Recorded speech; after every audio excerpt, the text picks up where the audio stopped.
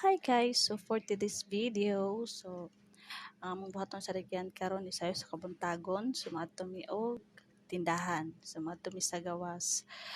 O well, naglakaw naming duha, nagsige na siya sayo-sayaw kay happy kayo na siya basta makagawas gyud na siya. So grabe gyud na siya kamalipayon. So daya ko ra siya gibidahod kay happy gyud siya. O niabot na lang happy tabi babot sa tindahan. Nagsige na siya sayaw. So after that, so na sa tindahan. So ako repeats na itlog kamatis o beef loaf. So ano ko ka video guys, sige gunita na ko sigan kay prete siya ka dingas. So mao na among gi palit ang duha ka itlog kamatis o beef loaf. So pauli na mi sa balay. So, pauli na mi sa balay. Tapos sige, alaligaw po kayo ko, no? O po, kablo scripted yung lakaw-lakaw. So, pagkita po siya ng hilabot sa cellphone. Also, naabot na sa balay guys. So, ako na siyang gi-prepare kaya para makakauna po mi. So, kada siyang sudan guys, samuha na siya doon ni Gian. So, ako na nag-slice ang kamatis. Then, after sa kamatis, ako na po nang gituk-tuk-tuk ng beef loaf. Kaya nanadji ko mag-open guys. Ako tong pangitaon ko sa itong madyuluag-luag sa baron. Then, ako na siyang anaon hiwaon. Kaya para after that, inanalang gihapon siya. Buo lang gihapon ang iyang kalabasan. Di siya bungkag-bungkag. So, inana lang. Try lang. So ako man gyud nakatuka karon guys to kay trabaho man akong bana so ako gyud nagluto. Usually siya gyud magluto sa among pamahaw. So after that nagluto pud ko og apilo pud ako ng itlog di ay. So puta na to ng itlog.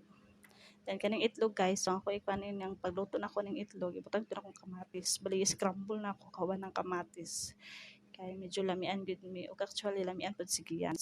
That's why mo na giluto kay kung sa ihan trip na lang pud namo kay maglisod man may og pakaon niya og di niya siya ganan sa sudan. So dito ko nagluto sa gawas kay tuwa siya sa gawas para ra pud ko tanto magdagan-dagan og napod ko sa sulod magluto.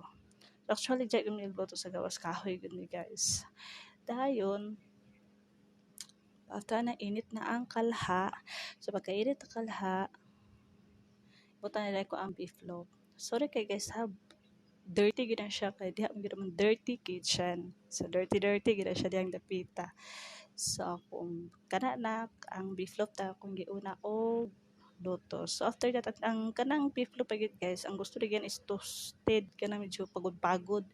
Yung na iyang ganahan nga pagkaon, pagod-pagod na iyang ganahan. Toasted. So after that, humana na siya naluto ang beef loaf and then gibutan na ako ang kamatis.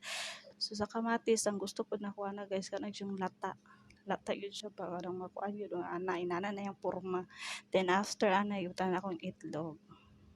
Then after sa itlog, ako na siya yung scramble kaya para mas shaky. Char. Init kay na guys kaya mag-alas 7 na gina siya kapinapit na mag-alas 8. So pwede pa nagutong sigiyan kaya nag na siya gatas. Mo na siya ang kalabasan sa itlog. Ug mo na namang musudan. And that's